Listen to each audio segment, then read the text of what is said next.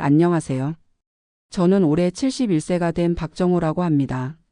아내 영숙이와 함께 결혼한 지 47년이 되었고요. 지금은 둘이서 월 180만 원의 연금으로 살고 있습니다. 사람들이 제 이야기를 들으면 참 신기해요. 퇴직금도 없는 주제에 어떻게 그렇게 여유롭게 사느냐고요.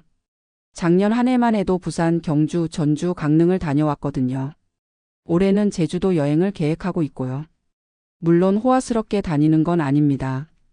펜션이나 모텔에서 자고 현지에서 장을 봐서 직접 해먹고 대중교통을 이용해서 다녀요. 그래도 우리 부부에게는 그게 충분히 행복한 일이거든요. 오늘 아침에도 영숙이와 함께 동네 마트에 장을 보러 갔어요. 달걀 한 판에 3,000원, 두부 한 모에 1,500원, 시금치 한 단에 2,000원. 영숙이는 계산기로 꼼꼼히 계산하며 장바구니에 담더라고요. 여보, 이번 달 식비 목표가 25만 원이잖아. 지금까지 18만 원 썼으니까 일주일 더 7만 원으로 버텨야 해. 47년을 같이 살면서 영숙이의 이런 꼼꼼함이 우리를 지켜준 것 같아요. 젊을 때는 답답하다고 생각했는데 지금은 그 덕분에 이렇게 여유롭게 살 수 있는 거죠. 집에 돌아와서 영숙이가 끓여준 된장찌개를 먹으며 올해 제주도 여행 계획을 다시 세워봤어요. 2박 3일 일정의 예산은 35만 원. 항공료, 숙박비, 식비, 교통비 모두 포함해서요. 여보, 제주도 가면 꼭 한라산 백록담은 봐야지. 그럼 젊을 때 못 가봤으니까 이번에는 꼭 가보자. 이런 대화를 나누는 것만으로도 하루가 즐거워집니다. 사람들은 돈이 없으면 여행을 못 간다고 생각하는데 저희는 오히려 돈이 없기 때문에 더 알차고 재미있는 여행을 하게 된 것 같아요. 하지만 처음부터 이렇게 여유로웠던 건 아닙니다. 제가 어떻게 이런 삶을 살게 되었는지 차근차근 말씀드려 볼게요. 저는 1953년에 충청남도 작은 농촌 마을에서 태어났습니다. 아버지는 농업에 종사하셨고 어머니는 집안일과 함께 품팔이를 하셨어요. 6남매 중 셋째였는데 집안 형편이 넉넉하지 않아서 중학교를 겨우 마쳤습니다. 15세가 되던 해 서울로 올라와 공장에서 일을 시작했어요. 봉제 공장에서 미싱을 돌리는 일이었는데 하루 12시간씩 일해도 월급은 2만 원이 채 안 됐어요. 그 돈으로 월세 5천 원짜리 쪽방에서 살면서 고향에 계신 부모님께도 용돈을 보내드려야 했거든요. 그때는 정말 하루하루가 치열했습니다. 아침 6시에 일어나서 공장에 가고 저녁 8시가 되어서야 집에 돌아오고 일요일에는 부업으로 신문 배달을 했어요. 그래도 젊으니까 힘들다는 생각보다는 희망이 더 컸죠. 언젠가는 내 가게를 차리고 결혼해서 아이들 낳고 행복하게 살 거야. 그런 꿈을 품고 살았어요. 25살이 되던 해 지금의 아내 영숙이를 만났습니다. 같은 동네에 사는 친구 소개로 만났는데 첫 만남부터 뭔가 편안한 느낌이 들었어요. 영숙이도 시골에서 올라온 것은 마찬가지였고 어려운 환경에서 자란 것도 비슷했거든요. 나는 돈은 없지만 성실하게 살 자신은 있어요. 영숙 씨도 괜찮다면 함께 살아볼까요? 정말 로맨틱하지도 않은 프러포즈였죠. 하지만 영숙이는 웃으면서 대답했어요. 돈이 없어도 마음이 따뜻한 사람이 좋아요. 저도 성실하게 살 테니까 같이 노력해봐요. 1976년 가을 우리는 조촐한 결혼식을 올렸습니다. 하객도 20명 남짓이었고 신혼여행은 경주로 1박 2일 다녀오는 것이 전부였어요. 하지만 그때가 제 인생에서 가장 행복한 순간 중 하나였습니다. 신혼집은 월세 3만 원짜리 반지하 원룸이었어요. 습기가 차서 이불이 눅눅했고 겨울에는 추워서 이불을 여러 겹 덮고 잤죠. 그래도 영숙이와 함께 있으니까 모든 게 달콤했어요. 결혼 1년 후 첫 아이 민수가 태어났습니다. 병원비 15만 원을 마련하려고 몇 달 동안 저축했던 기억이 나요. 영숙이가 진통을 시작했을 때 저는 병원 복도에서 밤새 기다렸어요. 아이 울음소리가 들렸을 때의 그 감동 지금도 생생해요. 하지만 현실은 녹록하지 않았습니다. 아이가 생기니까 돈이 더 많이 들었거든요. 분유가, 기저귀가, 옷가. 영숙이는 아이를 키우느라 일을 그만둬야 했고 저 혼자 벌어서는 생활이 빠듯했어요. 그래서 결심했습니다. 더 나은 일자리를 찾아야겠다고. 공장 일을 그만두고 건설 현장에서 일하기 시작했어요. 힘들긴 했지만 월급이 조금 더 나왔거든요. 2년 후에는 둘째 딸 미영이가 태어났고 4년 후에는 막내 아들 민호까지 태어났어요. 아이 셋을 키우는 일은 정말 만만치 않았습니다. 특히 겨울철에 아이들이 감기에 걸리면 병원비 때문에 며칠 밤을 뜬 눈으로 지새웠어요. 여보, 민수 열이 또 올라요. 병원에 가야 할까요? 응, 가야지. 돈은 나중에 생각하고. 그런 날이 참 많았어요. 당장 아이가 아프면 돈이 있든 없든 병원에 가야 했으니까요. 아이들이 초등학교에 들어갈 무렵 저는 작은 철물점을 차렸습니다. 몇 년 동안 모은 돈 200만 원에 친척들한테 빌린 돈 300만 원을 보태서 500만 원으로 시작한 장사였어요. 처음에는 잘 될 거라고 생각했어요. 성실하게 하면 될 거라고 믿었거든요.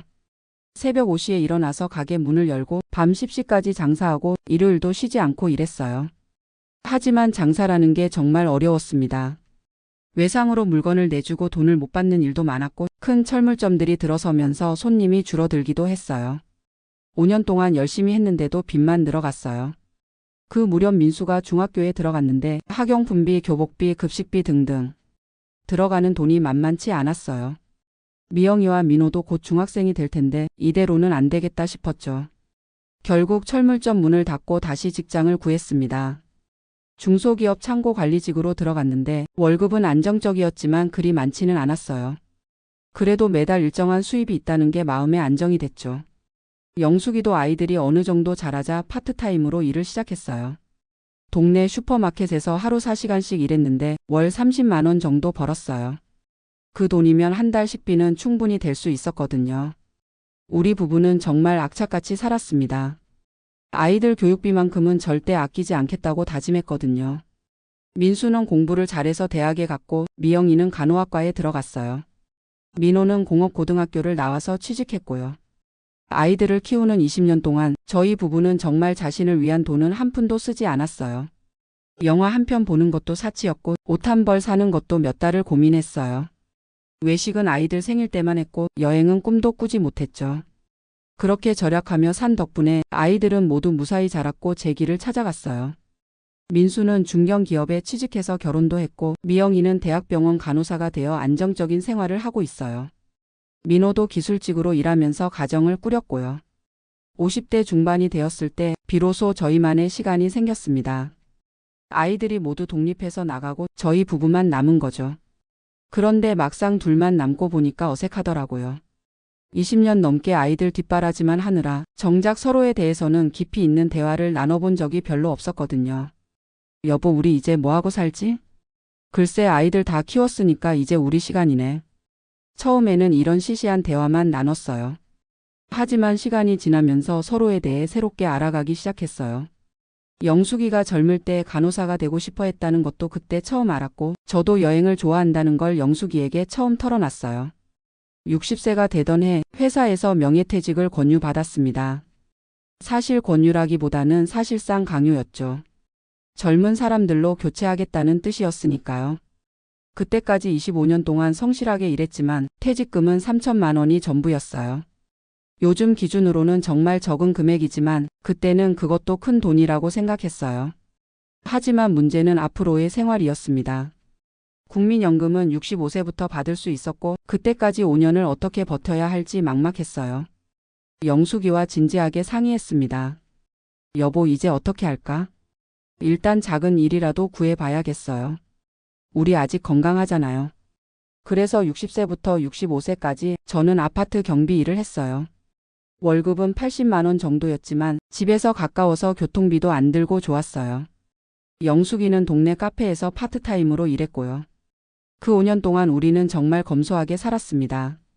월세 40만 원짜리 작은 아파트로 이사했고 생활비는 100만 원 이내로 맞췄어요. 퇴직금 3천만 원은 건드리지 않고 적금에 넣어뒀고요. 처음에는 막막했지만 살다 보니까 의외로 재미있는 면도 있었어요. 돈을 아껴 쓰는 방법을 연구하게 되었거든요. 마트에서 할인하는 시간을 외워서 그때만 장을 보고 계절이 바뀔 때 옷을 사고 외식 대신 집에서 새로운 요리를 해보고 영숙이는 특히 절약 요리에 소질이 있었어요.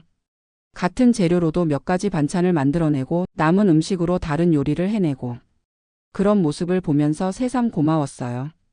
65세가 되어서 국민연금을 받기 시작했을 때 제가 받는 금액은 월 105만 원이었어요. 영숙이는 주부였지만 나중에 가입해서 기초연금 30만 원과 국민연금 45만 원을 받았고요. 합쳐서 180만 원이었죠. 사람들은 그 돈으로 어떻게 사느냐고 했지만 저희에게는 충분했어요.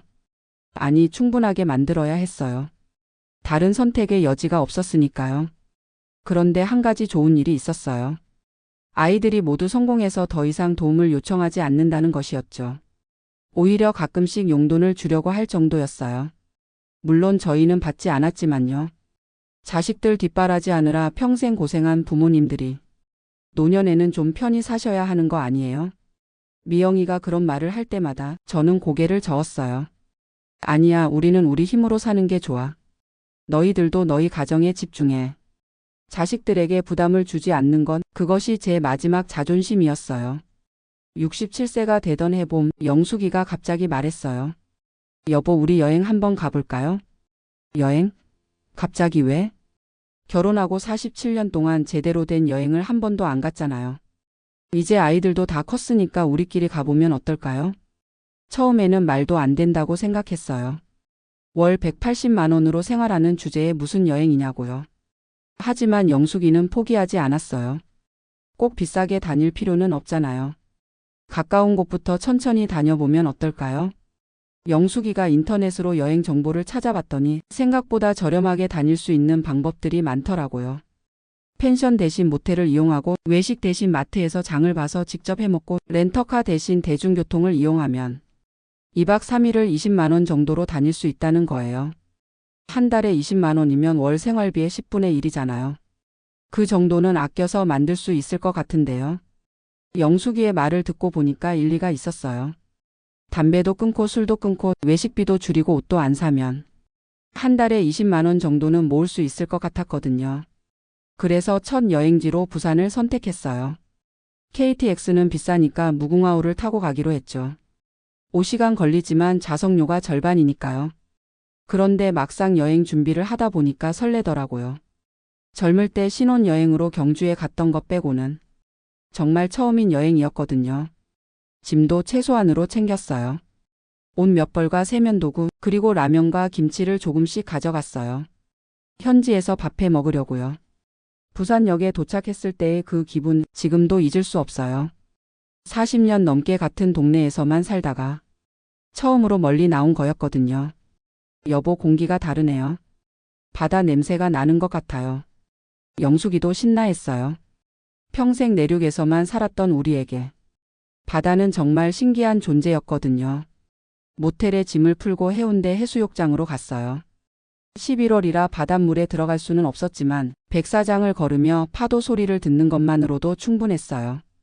젊었을 때 이런 곳에서 신혼여행을 했으면 좋았을 텐데. 그때는 돈도 없었고 시간도 없었잖아요. 지금이라도 와서 다행이에요. 그날 저녁은 모텔 방에서 라면을 끓여 먹었어요. 부산 깡통시장에서 산 어묵을 넣어서요. 호텔 뷔페보다 맛있었어요. 다음 날은 감천문화마을과 용두산 공원을 구경했고 마지막 날에는 태종대를 다녀왔어요. 3일 내내 걸었더니 다리는 아팠지만 마음은 정말 가벼웠어요. 집에 돌아와서 계산해 보니 총 18만 원이 들었어요. 교통비 6만 원, 숙박비 6만 원, 식비와 기타 비용 6만 원. 생각보다 적게 든 거죠. 여보, 이 정도면 2달에 한 번씩은 여행을 갈 수 있겠네요. 그러게요. 이렇게 재미있는 줄 알았으면 진작에 다녔을 텐데. 그렇게 우리의 여행이 시작되었습니다. 부산 여행 이후로 우리는 2달에 한 번씩 여행을 다니기 시작했어요. 경주, 전주, 강릉, 여수, 안동. 우리나라 곳곳을 다녔죠. 각 지역마다 특색이 달라서 정말 재미있었어요. 경주에서는 불국사와 석굴암을 보며 역사의 무게를 느꼈고 전주에서는 한옥마을을 걸으며 옛 정취를 만끽했어요. 강릉에서는 정동진 해돋이를 보며 감동했고 여수에서는 밤바다의 아름다움에 취했죠. 특히 기억에 남는 건 안동 여행이었어요. 하회마을에서 하룻밤을 보냈는데 전통 한옥에서 자는 게 처음이어서 신기했어요. 마루에 이불을 깔고 누워서 영숙이와 함께 별을 보며 이야기를 나눴죠. 여보, 우리가 이렇게 여행을 다닐 줄 누가 알았겠어요? 정말 그러게. 젊을 때는 돈 때문에 못했는데 나이 들어서 오히려 자유로워진 것 같아요. 그때 깨달았어요. 여행은 돈이 많아야 하는 게 아니라 마음의 여유가 있어야 하는 거라는 걸요. 우리만의 여행 노하우도 생겼어요. 첫째, 비수기에 다니기. 여름 휴가철이나 연휴를 피하면 숙박비가 절반으로 줄어들어요. 둘째, 현지 마트 이용하기. 도착하자마자 마트에 가서 3일치 식재료를 사면 외식비를 크게 아낄 수 있어요. 셋째, 걷기. 택시나 버스 대신 걸어 다니면 교통비도 아끼고 건강에도 좋아요. 처음에는 힘들었지만 점점 체력이 늘더라고요. 넷째, 무료 관광지 활용하기. 입장료가 비싼 곳 대신 공원이나 해변 산책로를 이용하면 돈 안 들이고도 충분히 즐길 수 있어요. 이런 방법들로 여행하니까 2박 3일을 15만 원에서 25만 원 사이로 다닐 수 있었어요. 한 달 생활비의 10분의 1 정도니까 부담되지 않았죠. 여행을 다니면서 우리 부부 관계도 많이 좋아졌어요. 집에서는 TV만 보며 말없이 지내는 시간이 많았는데 여행 중에는 계속 대화를 나누게 되더라고요. 여보, 저기 보이는 산 이름이 뭐예요? 글쎄, 나도 모르겠네. 물어볼까? 아니에요. 그냥 예쁘니까 됐어요. 이런 사소한 대화들이 쌓이면서 47년을 함께 산 부부인데도 새로운 면을 발견하게 됐어요. 영숙이가 꽃을 정말 좋아한다는 것도 여행을 통해 알았고, 제가 일출을 좋아한다는 것도 영숙이가 그때 알았어요. 여행을 다니면서 건강도 많이 좋아졌어요. 평소에는 집에서 TV만 보던 우리가 여행 때마다 하루에 10,000보씩 걸으니까 체력이 늘고 다리 힘도 좋아졌거든요. 병원에 가는 횟수도 줄었어요. 전에는 한 달에 한 번씩 동네 병원에 갔는데 요즘은 2달에 한 번 정도만 가도 될 정도로 건강해졌어요. 의사 선생님도 신기해 하시더라고요. 박 선생님, 요즘 많이 건강해지셨네요. 혈압도 안정되고 혈당도 좋아졌어요. 뭔가 특별한 일이 있나요? 여행을 다니기 시작했어요. 많이 걸어 다녀서 그런 것 같아요. 아, 그렇구나. 계속 그렇게 하세요. 약보다 운동이 더 좋은 약이에요. 정말 그런 것 같아요. 마음이 즐거우니까 몸도 따라서 건강해지는 것 같더라고요. 작년에는 조금 더 멀리 가보기로 했어요. 제주도 여행이었죠. 비행기를 타는 것도 처음이고 섬에 가는 것도 처음이었어요. 항공료가 좀 비쌌지만 미리 예약하고 할인 항공사를 이용해서 왕복 15만 원의 표를 샀어요. 3박 4일 일정으로 총 예산은 50만 원으로 잡았고요. 제주도에 도착했을 때의 그 감동 정말 잊을 수 없어요. 공항에서 나오자마자 느껴지는 바람이 달랐어요. 짠맛이 나면서도 따뜻한 바람이었거든요. 숙소는 조천읍의 작은 펜션을 잡았어요. 하루에 4만 원짜리였는데 주방이 있어서 직접 요리할 수 있었어요. 도착하자마자 근처 마트에 가서 3일치 식재료를 샀죠. 제주도 특산품인 고등어와 갈치 그리고 현지 야채들을 사서 영숙이가 맛있는 반찬을 만들어줬어요. 첫날은 성산 일출봉에 갔어요. 새벽 5시에 일어나서 버스를 타고 갔는데 일출을 보는 순간 눈물이 날 뻔했어요. 70년 넘게 살면서 그렇게 아름다운 일출은 처음 봤거든요. 여보, 우리 정말 잘 왔네요. 이런 풍경을 볼 수 있다니. 영숙이도 감동했어요. 둘이서 손을 잡고 일출을 보며 지난 인생을 되돌아보는 시간을 가졌어요. 둘째 날은 한라산을 올랐어요. 1100고지까지만 갔지만 70세가 넘은 나이에 산을 오른다는 게 쉽지 않았어요. 하지만 포기하지 않고 천천히 올라갔죠. 중간에 쉬면서 영숙이와 이야기했어요. 여보, 우리 젊었을 때는 이런 여유가 없었잖아요. 아이들 뒷바라지하느라 정신없이 살았는데 이제야 진짜 우리 시간을 갖는 것 같아요. 맞아요. 그때는 힘들다고만 생각했는데 지금 생각해보니까 그것도 행복한 시간이었던 것 같아요. 하지만 지금이 더 좋아요. 우리끼리만 있으니까. 정상에 올라서 바라본 제주도 풍경은 정말 장관이었어요. 푸른 바다와 하얀 구름, 그 사이로 보이는 작은 마을들. 여보, 우리 내년에 또 와요. 이번에는 서귀포 쪽도 가보고. 그래요. 건강할 때 많이 다녀봐야죠. 셋째 날은 우도를 다녀왔어요. 배를 타고 가는 것도 처음이었는데 바다 위에서 바라본 제주도가 또 다르더라고요. 우도에서는 자전거를 빌려서 섬을 한 바퀴 돌았어요. 전동 자전거였는데도 힘들었지만 해안선을 따라 달리는 기분이 정말 좋았어요. 마지막 날은 제주 시내를 구경했어요. 동문시장에서 흑돼지 고기도 사 먹고 한라봉도 사서 펜션에서 먹었어요. 비싸긴 했지만 여행 마지막 날이니까 특별히 사치를 부렸죠.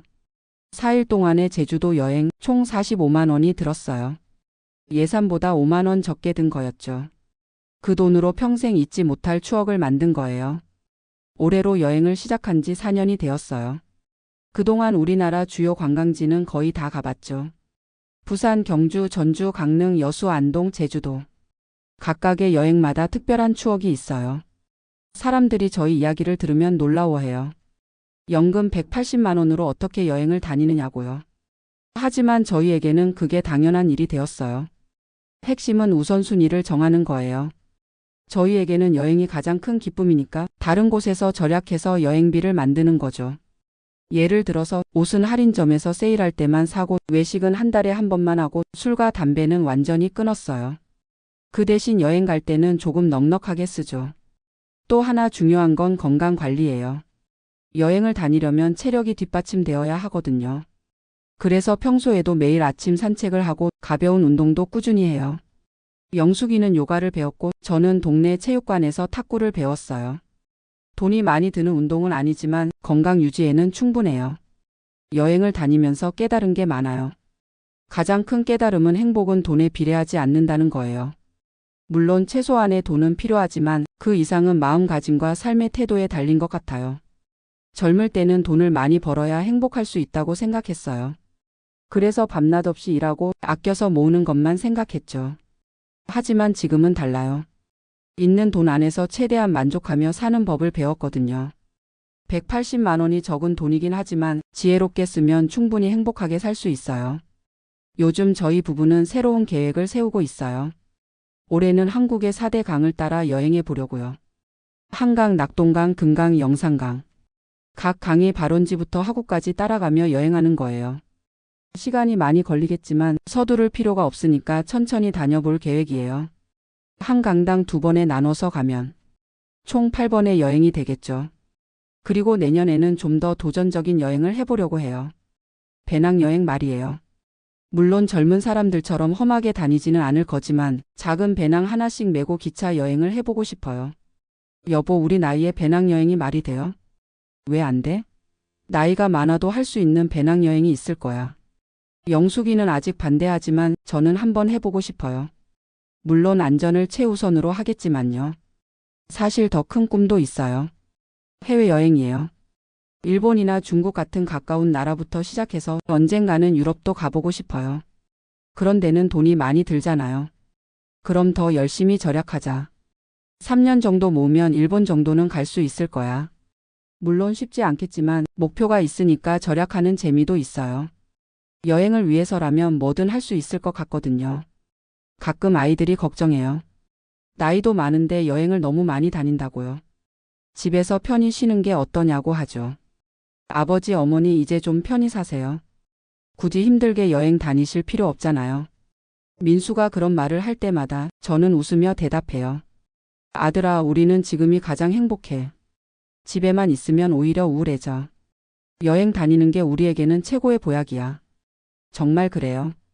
여행을 다니기 시작한 후로 우리 부부는 훨씬 밝아졌어요. 매일 TV만 보며 시간을 보내던 예전과는 완전히 달라졌죠.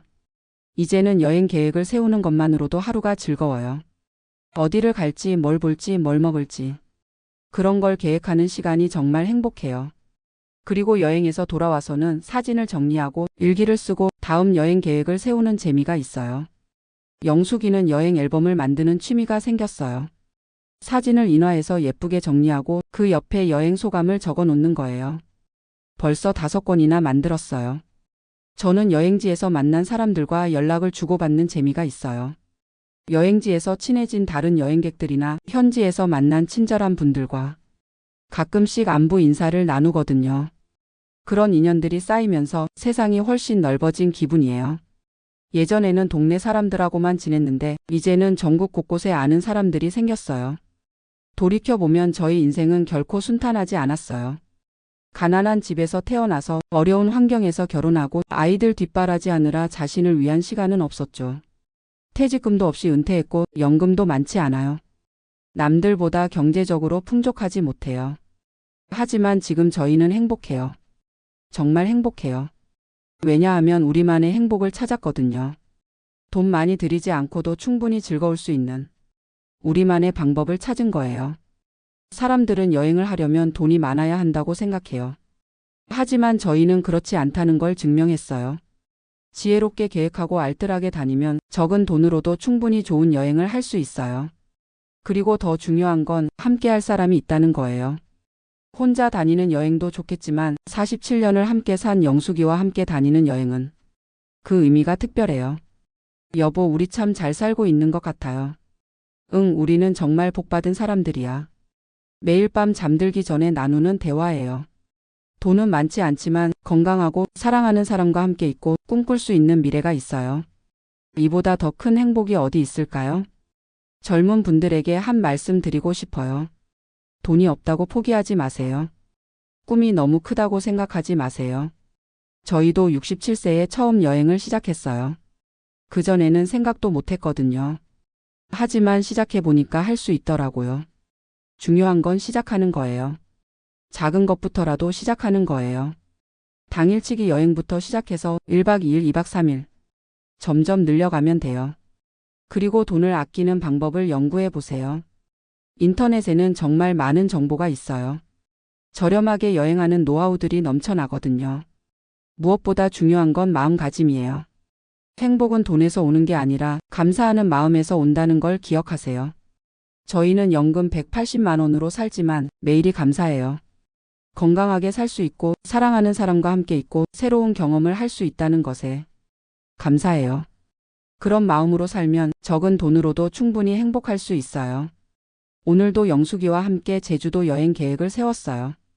이번에는 서귀포 쪽을 중심으로 다녀볼 예정이에요. 천지연 폭포, 정방폭포, 주상절리. 가보고 싶은 곳이 정말 많아요. 3박 4일 일정의 예산은 40만 원. 지난번보다 조금 줄인 거예요. 절약 노하우가 늘어서 가능해진 일이죠. 여보, 이번에는 렌터카도 빌려볼까요? 렌터카요? 비싸지 않나요? 하루에 3만 원이면 빌릴 수 있대요. 버스 타고 다니는 것보다 편할 것 같은데. 영숙이의 말을 듣고 생각해 봤어요. 하루 3만 원이면 3일에 9만 원. 버스비 생각하면 그리 비싸지 않을 것 같더라고요. 오히려 시간도 절약하고 편리할 것 같았어요. 그럼 이번에는 렌터카로 가보자. 정말요? 와, 신난다. 영숙이가 아이처럼 기뻐하더라고요.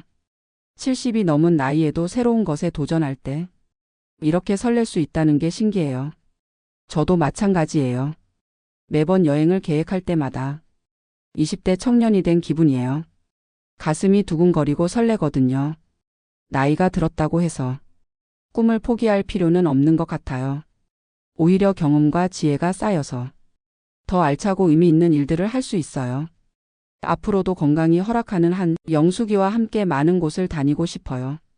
국내 여행뿐만 아니라 해외여행도 도전해보고 새로운 취미도 만들어보고 새로운 사람들도 만나보고 싶어요. 71세의 나이가 결코 끝이 아니라 새로운 시작이라는 걸 보여주고 싶어요. 퇴직금이 없어도 연금이 많지 않아도 충분히 행복하게 살 수 있다는 걸 증명하고 싶어요. 저희 이야기를 들으신 분들 중에 비슷한 상황에 계신 분들이 있을 거예요. 은퇴했지만 경제적으로 여유롭지 못하고 매일 똑같은 일상의 반복에 지치신 분들. 그런 분들께 말씀드리고 싶어요. 포기하지 마세요. 늦었다고 생각하지 마세요. 지금 이 순간이 여러분 인생의 새로운 출발점이 될 수 있어요. 작은 변화부터 시작해 보세요. 동네 산책부터 가까운 공원 나들이부터 당일치기 여행부터 그런 작은 변화들이 모이면 분명히 큰 변화가 될 거예요. 저희가 그랬으니까요.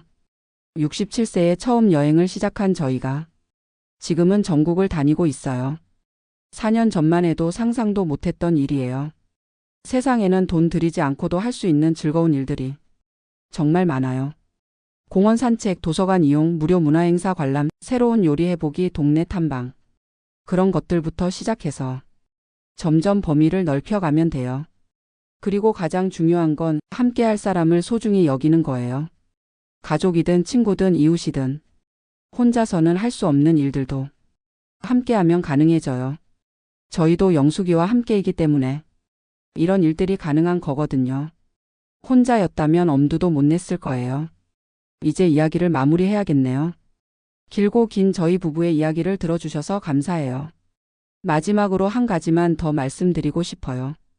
행복은 특별한 곳에 있는 게 아니라는 거예요. 지금 여러분이 있는 바로 그 자리에 있어요. 다만 그걸 발견하는 눈이 필요할 뿐이에요. 감사하는 마음, 소소한 것에서 기쁨을 찾는 마음, 함께하는 사람을 소중히 여기는 마음. 그런 마음만 있으면 연금 180만 원으로도 충분히 행복할 수 있어요. 퇴직금이 없어도 나이가 많아도 꿈꿀 수 있고 도전할 수 있어요. 저희는 앞으로도 계속 여행을 다닐 거예요. 건강이 허락하는 한 말이에요. 그리고 언젠가는 해외여행도 꼭 가볼 거예요. 여러분도 저희처럼 자신만의 행복을 찾으시길 바라요. 나이는 숫자일 뿐이고 돈은 도구일 뿐이에요. 진짜 중요한 건 마음가짐이거든요. 오늘 밤에도 영숙이와 함께 내일 계획을 세우며 잠들 거예요. 내일은 또 어떤 즐거운 일이 기다리고 있을까요? 그런 기대감만으로도 충분히 행복해요. 여러분의 내일도 오늘보다 더 행복하시길 바라며 저희 이야기를 마치겠습니다.